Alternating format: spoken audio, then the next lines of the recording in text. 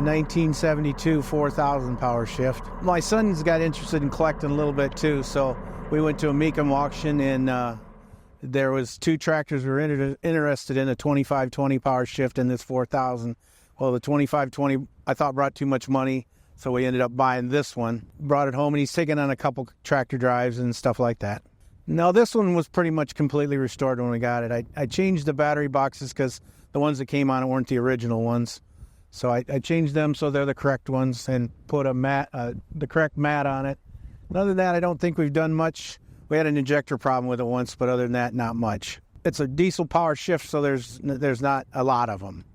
There's probably less than 250. I don't know exact numbers, but there's just not very many of them, so it's a little bit rare. If it was gas, it'd be even rarer yet. The 4,000 was supposed to be a cheaper model than the 4020. You know, it was like $900 cheaper, I believe. People in them days, I guess, didn't have the money, so they bought the 4,000 instead of the 4020. It's just odd that it's a power shift because the power shift costs $900 extra, so you wouldn't think they'd buy that one without and then spend the money on the other. Because I started collecting power shift tractors, so it's just the next one in the line. It'd probably go 18 mile an hour down the road, maybe. That'd be top speed. I'm gonna need a bigger shed. I've been investigating that lately too. It's like collecting anything. You run out of space in a hurry.